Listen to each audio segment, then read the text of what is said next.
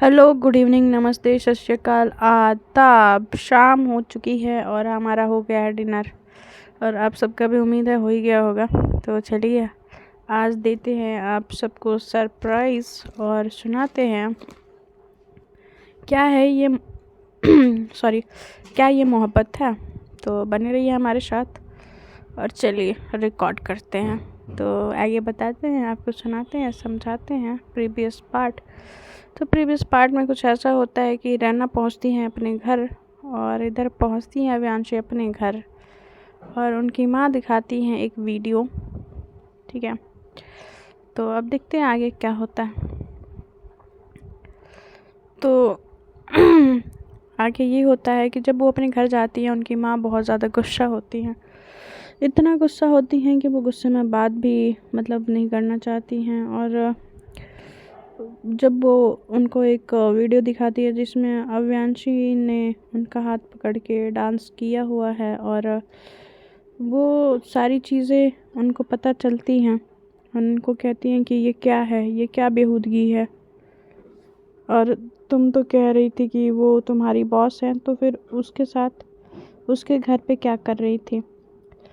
तो कहती कि माँ आप मेरी बात सुन लीजिए, फिर आप जो कहेंगे वो मैं सुनूंगी, आप प्लीज़ मेरी बात सुन लीजिए। वो कहती कि हाँ मैं सुन ही रही हूँ, बोलो। मैं जब तक ना बोलती ना कुछ कहती तो तब तक तो तुम कुछ कहती ही नहीं, बताती ही नहीं, तो अब बोलो। तो कहती हैं कि माँ, जो वो शुरू से बताने लगती हैं कि क्या हुआ था, कैसे हुआ था। वो कितनी मजबूर थी, उनको मजबूरी में ये चीज़ करनी पड़ी। अव्यांशी ने शर्त रखे थे और वो शर्त उन्होंने मान ली थी उस वक्त उस सिचुएशन को संभालने के लिए। उनके पास कोई रास्ता नहीं था और उस वक्त वो क्या करते उनको वो समझ नहीं आ रहा था। वो पूरा सिचुएशन, वो A to Z जो हुआ होता है वो बता देती हैं। और उनकी माँ जो होती हैं उस वक्त गुस्सा तो होती हैं मगर कुछ कहती नहीं, उनकी बातें सुन के वहाँ से वो चली जाती हैं।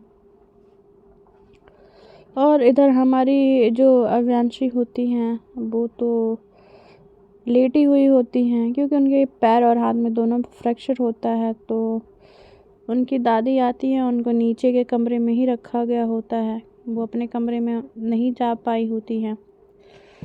तो उनको नीचे के कमरे में ही रखा गया होता है। फिर वो ये सोचती हैं कि शायद वो कुछ किचन में काम कर रही है, इसलिए वो नहीं कुछ कह रही। उनको लगता है कि वो शायद उनके लिए नाश्ता वगैरह बना रही हैं, कुछ लेके आने के लिए, इसीलिए। फिर तब तक उनकी दादी उनके कमरे में आती हैं और उनसे पूछती हैं अव्यांशी से कि कैसी तबीयत है बेटा। तो कहती हैं कि ठीक है दादी, आप कैसे हो। तो कहती है मैं ठीक हूँ, तुम्हें कुछ हो जाएगा, मैं कितनी बार कहा है कि गार्ड्स रख लो। तो कहती हैं कि दादी गार्ड्स की ज़रूरत नहीं है। कहती कि मुझे नहीं पता, गार्ड्स होने चाहिए, अगर अब हुआ ना कुछ तो मुझसे बुरा नहीं होगा कोई। दादी गुस्से में होती हैं और फिर से आकर उनके पास बगल में साइड पे बैठती हैं, उनके बेड साइड, और कहती हैं कि बेटा तुम हम सब की उम्मीद हो, अगर तुम्हें कुछ हो गया तो हम बर्दाश्त नहीं कर पाएंगे। और वो ये बोल के उनके सर पे हाथ फेरती हैं और उनकी आंखों से आंसू बह रहे होते हैं। यूँ कह ले कि दादी को काफ़ी बुरा लगता है। और बाहर से उनका जो रामू नौकर होता है वो आवाज़ देते हुए आता है, दादी दादी बाहर आइए। तो कहती हैं कि क्या हो गया, हाँ क्या प्रॉब्लम हो गई। तो कहती हैं कि कहता है कि कुछ नहीं, चलिए ना दादी प्लीज़ चलिए। तो वो जाती हैं, तो वो बाहर देखती हैं और ये सीन हटाते हैं और आप चलते हैं रैना की तरफ। रैना जो होती हैं काफ़ी परेशान होती हैं और वो फ़ोन लगाती हैं जया जी को और कहती हैं कि माँ सब ठीक है ना घर पे, और कुछ प्रॉब्लम तो नहीं हुई। तो कहती है कि नहीं बेटा सब ठीक है, बट तुम अचानक से घर पे चली गई, क्यों, क्या हो गया, कुछ बात है। जो तुम कहना चाह रही होगी। तो कहती हैं कि नहीं माँ, कुछ मैं नहीं कहना चाह रही। आपने खाना खाया? और अभी ने खाना खा लिया क्या?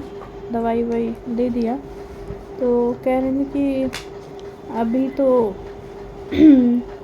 अभी को खाना भी नहीं दिया गया, अभी थोड़ी देर से दिया जाएगा। तब तक उनके पीछे से आवाज़ आती है। तो कहते हैं कि 1 मिनट बेटा, मैं तुमसे बात करती हूँ। फिर वो फ़ोन रख देती हैं। इधर जो हमारी लड्डू होती हैं वो फिर से जो हमारी रैना होती है उन पर कॉल लगाती हैं और रैना से लड्डू की बात होती है। लड्डू जो होती हैं बात कर रही होती हैं और कहती हैं कि कैसी है तू? तो कहती है कि ठीक हूँ यार। तो कहती कि क्यों, तू ठीक क्यों नहीं लग रही? तो कहती कि हाँ पता तो है कि क्या चल रहा है आजकल। तो कहती हैं कि अव्यांशी का एक्सीडेंट हो गया, ये सब हो गया, पता नहीं क्या चल रहा है। और माँ को आज, तो कहती क्या हो माँ को? तो कहती हैं कि माँ को मेरे और अव्यांशी के रिश्ते के बारे में पता चल गया, पता नहीं कहाँ से। वो उनको मैंने सारा सच बता दिया। तो कहती हैं कि फिर आंटी ने क्या कहा? हमारी जो होती हैं लड्डू कहती हैं कि तब आंटी ने क्या कहा? तो कहती हैं कि कुछ नहीं कहा।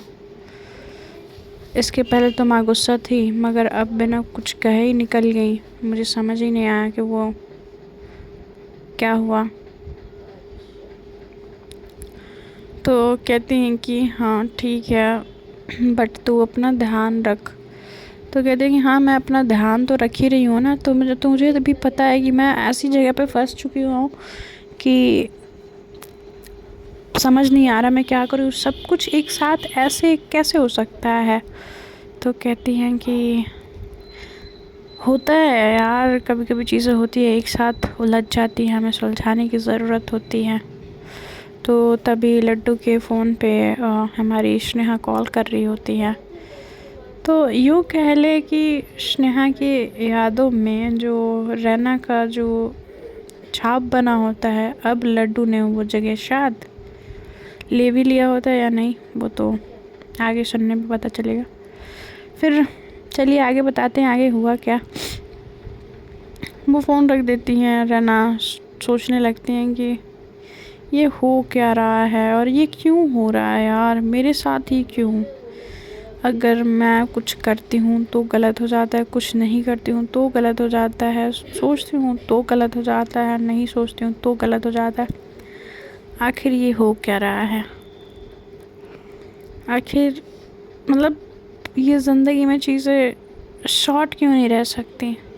और इधर इनकी मॉम नीचे आ चुकी होती हैं रैना की, और उनकी बातें सुन के उनका भी ज़्यादा रोती हैं आंखें, उनकी ऐसी भरी हुई होती हैं कि उनकी वजह से शायद हमारी बेटी की ज़िंदगी बर्बाद हो गई, या यूँ कह ले कि उनके लिए उन्होंने अपनी ज़िंदगी का सौदा कर दिया। उनकी अम्मा के दिमाग में ये चीज़ें चलने लगती है। वो कहीं थोड़ा बहुत तो रैना से नाराज़ होती हैं, बट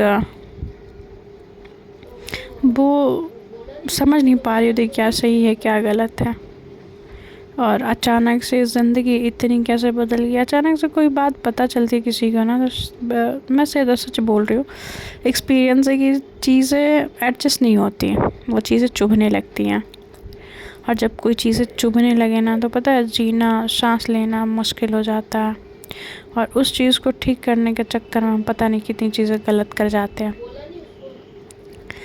तो हमारी जो अव्यांशी होती है, सब अव्यांशी के पास जो दादी आई होती है वो चली गई होती है। अब अव्यांशी का दिमाग चल रहा था कि ये रहना कहाँ है, अभी तक आई क्यों नहीं, और जब से रूम में छोड़ के गई तब से एक बार भी मुझे देखने नहीं आई है। इसको इतना भी कौन सा ज़रूरी काम है कि मुझे छोड़ के और इसको सारे ज़रूरी काम याद आ रहे हैं। ये सोच के कहीं ना कहीं हमारी हमारी जो अव्यांशी होती हैं गुस्से में आ रही होती हैं। तो वो गुस्सा कुछ ऐसा होता है कि मतलब रैना बस उनको घर पे शिफ्ट करा के चली गई होती है, उस बात का गुस्सा होता है। तो ऐसा देखते हुए सोचते हुए वो बस ऐसे ऊपर जो सीलिंग होता है उसको देख रही होती है और सोच रही होती है कि कब आए रहना, कब आए कब आए कब आए करके इंतज़ार कर रही होती है। इधर रहना अपनी चीज़ों में उलझी हुई होती है, इधर स्नेहा जो होती हैं एक ही साथ बहुत सारी चीज़ें चल रही होती हैं उन लोगों की ज़िंदगी में। तो स्नेहा जब लड्डू को फ़ोन लगाती हैं तो कहती हैं कि लड्डू मुझे तुमसे कुछ बात करनी थी। तो कहती है कि हाँ बोलो। तो कहती हैं कि ऐसे नहीं, मुझे तुमसे मिलना है। तो कहती हैं कि ठीक है, बताओ कहाँ आना है। तो कहती हैं कि तुम्हारे घर के नीचे मैं खड़ी हूँ, आ जाओ। तो कहते हैं कि घर के नीचे? तो कहते कि हाँ घर के नीचे। ठीक है मैं आती हूँ, आप रुको 5 मिनट, मैं आ रही हूँ। तो कहते हैं ठीक है आ जाओ।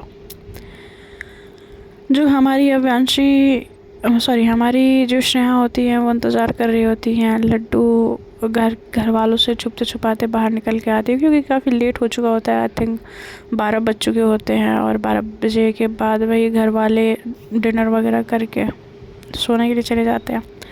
तो वैसे ही कुछ हमारी लड्डू के साथ हुआ होता है। लड्डू नीचे आती हैं और स्नेहा इधर राउंड चक्कर काट रही होती है, चक्कर घिन्नी की तरह, और वो इंतज़ार कर रही होती है कि लड्डू नीचे आए तो उनका कुछ बात बने, कुछ मुलाकात हो, कुछ बात आगे बढ़े। तो नीचे आके लड्डू जब देखती हैं कि वो उनका जो फेस होता है उनके पीठ साइड होता है लड्डू का, तो कहती हैं कि स्नेहा। तो कहती हैं हाँ।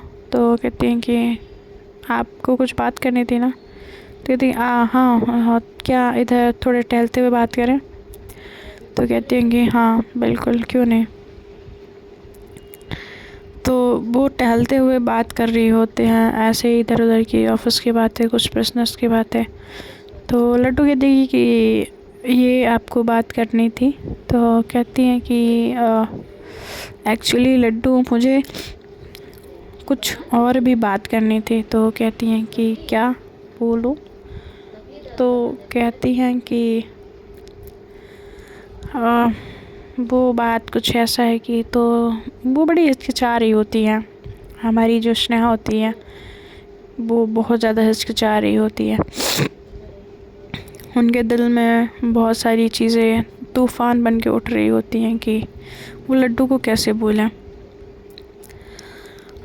कहते हैं कि देखो लड्डू प्लीज़ गलत मत समझना, और मैं कुछ ज़्यादा कुछ सोच समझ के या बहुत ज़्यादा प्लान करके नहीं बोल रही। मुझे नहीं पता क्या सही है क्या गलत है, बस मुझे इतना पता है कि तुम बहुत एक अच्छी लड़की हो, और इतने दिनों में मैंने तुम्हारे साथ काम किया है, तुम्हें समझा है। मुझे इतना तो समझ आ गया है कि तुम बहुत अलग हो, बहुत ज़्यादा। और मैं इस बात की रिस्पेक्ट करती हूँ कि तुम एक ऐसी लड़की हो कि अपने रिस्पेक्ट, अपने डिग्निटी पे जीती है। बट मैंने कुछ तुमसे बोलने से पहले मैं ये क्लियर करना चाहती हूँ कि देखो, जो भी हुआ या जो भी किया, ठीक है, आई डोंट नो मेरी कितनी गलती थी कितनी नहीं थी। मैं बस इतना जानती हूँ कि मैंने जो भी किया वो मैंने उस बारे में नहीं सोचा था, मैं उस तरीके से उस चीज़ को नहीं सोचती हूँ। तो कहती कि हुआ क्या है स्नेहा। तो कहती हैं कि सीधे सीधे बोलो ना, बात क्या है। तो कहती हैं कि बात ये है कि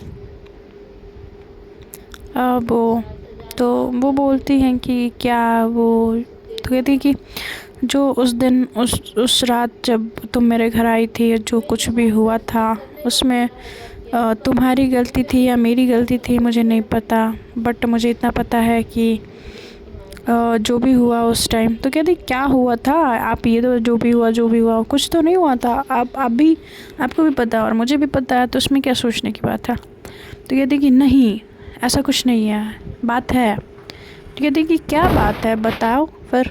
तो कहते हैं कि बात समझने की कोशिश करो लड्डू, मैं कहना क्या चाह रही हूँ। तो कहती हैं कि हाँ मैं समझ रही हूँ, आप बोलना क्या चाह रहे हो वो तो बोलो।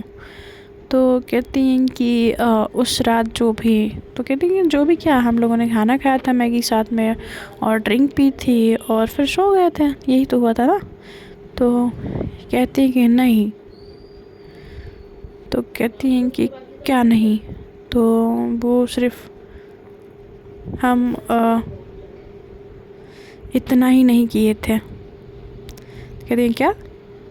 तो हाँ हम दोनों ने इससे आगे भी इतना कह के वो चुप हो जाती हैं। तो कहती हैं कि इसके आगे भी क्या क्या क्या मतलब है, क्या कहना चाह रहे हो स्नेहा। तो कहती हैं कि वो इसके आगे मतलब कि, तो कहते हैं कि क्या मतलब कि, तो कहते हैं कि हमारे बीच में तो कहते हैं कि हमारे बीच में वो सब हुआ था जो एक कपल में होता है, ऐसे वो झटके से बोल देती है। तो कहती है कि क्या। वो शॉक्ड होती हैं हमारी लड्डू और कहती हैं कि ये कैसे हो सकता है मैम। मैं तो कहती हैं कि देखो लड्डू देखो, सुनो सुनो प्लीज़ पैनिक मत हो, मैंने जानबूझ के कुछ नहीं किया था, ठीक है। तुम भी नशे में थी, मैं भी नशे में थी और बस वो हो गया था और मेरी हिम्मत नहीं हुई कि मैं तुम्हारे सामने ऐसा कुछ बोल पाऊँ, तो सो इसलिए तो कहती हैं कि पर अभी क्यों आपने बताया, तब भी क्यों नहीं बताया। तो कहती हैं कि उस वक्त मुझे नहीं समझ आ रहा था कि मैं क्या बोलूँ, क्या कहूँ, क्या समझाऊँ। तो कहती हैं कि ये कोई बात नहीं होती है कि जब भी लगे, जब भी समझ आए तब भी बता दो, जब मन आए तो वो ना बताओ, ऐसा थोड़ी होता है। इतने दिनों से साथ में थे तो आप क्यों नहीं बताई। तो कहती हैं कि मुझे समझ नहीं आ रहा था और अभी मुझे बहुत ज़्यादा गिल्ट फील हो रहा था, मैं नहीं कर पा रही थी यार, मैं मेरे से नहीं हो पा रहा था। मैं तो कहती कि मतलब आपने इतने टाइम तक मुझसे छुपाया और अचानक से आज आप मुझे बताने आ गई, इसका क्या मतलब समझूं मैं। तो कहती हैं कि इसका मतलब कुछ नहीं है, बस जो था मैंने तुम्हें बता दिया। तो कहती हैं कि क्या था और क्या बता दिया, मुझे जानना ही नहीं है कि आपने क्या बताया और आप इस टाइम आके बता रहे हो, इतने दिनों के बाद, इतने दिन बीतने के बाद। तो कहती हैं कि यार तुम समझ क्यों नहीं रही हो, मुझे नहीं तुमसे झूठ बोलना था। तो कहती हैं कि अच्छा आपको झूठ मुझसे नहीं बोलना था, तो आपने इतने दिन के बाद आपको याद आई सच बताने का। तो कहती हैं कि प्लीज़ मेरे बातों को गलत मत लो। तो कहती हैं कि क्यों ना लूँ, ये बता दो मुझे। हाँ तुम मतलब आज अभी इस वक्त हद हो गई है, मुझे लगा कि कुछ और बात है, कुछ और बात करनी है, आपको ये बात करनी है, मुझे उम्मीद नहीं है आपसे ये कि आप। तो कहती हैं कि छी स्नेहा, बिल्कुल ये आपसे उम्मीद नहीं थी। गुस्सा करते हुए वहाँ से लड्डू चली जाती है और हमारी जो स्नेहा होती हैं उनको जाते हुए देखती रह जाती हैं और कहती हैं कि शिट यार, मैंने जो सोचा था वही हुआ, मैंने सोचा था वही हुआ और आज मैंने सच्चाई बतानी चाहिए और उसने मुझे गलत समझ लिया। बट उसके जाने से, यूँ मुंह मोड़ के जाने से मुझे इतनी तकलीफ़ क्यों हो रही है, मुझे नहीं होनी चाहिए ना तकलीफ़। शायद मैंने कुछ ज़्यादा ही देर कर दी या शायद मेरी ही गलती थी, मुझे खुद पे कंट्रोल रखना था। ऐसे कैसे कुछ भी, मैं कुछ भी कर सकती हूँ। वो ये सोच के जो हमारी हमारी स्नेहा होती हैं वो परेशान हो रही होती हैं वहीं खड़े होके, और जब तक वो हमारी लड्डू घर में नहीं चली जाती, दरवाज़ा उनके मुंह पे बंद, यूँ कह लें कि बंद नहीं कर लेती, तब तक वहाँ पे हमारी जो श्रेया होती है खड़ी होती हैं चुपचाप, बिना कुछ कहे, बिना कुछ सुने। लड्डू उनको इतना कुछ सुना के चली जाती हैं। फिर इधर आते हैं हमारी जो रैना होती हैं, परेशान होके वो तो अपने बिस्तर पे चली जाती हैं, और इधर रैना बिस्तर पे जाते ही उनको अचानक से नींद आ जाती है। और फिर इधर अव्यांशी रैना के बारे में सोच रही होती हैं, और इधर इनके घर में भैया अलग ही बवाल मच रहा होता है। कुछ बवाल ऐसा होता है कि जो हमारी रैना होती हैं वो तो सो गई भैया अपनी नींद में, उनको कुछ याद ना रहा, बट अव्यांशी जग रही होती हैं और इंतज़ार कर रही होती हैं कि हमारी जो रैना होती हैं वो अब आएंगी, अब आएंगी, अब आएंगी। और इनके घर वाले, जो अव्यांशी के घर वाले होते हैं, जया जी और दादा, आयशा और दादी, बाहर आती हैं और देखती हैं आशीष को कि वो आज एक अलग रूप में ही नज़र आ रहे हैं, और उनको ये उम्मीद नहीं होती है। हमारी जो होते हैं जो आशीष होते हैं उनसे उनको उम्मीद नहीं होती कि वो ये करेंगे।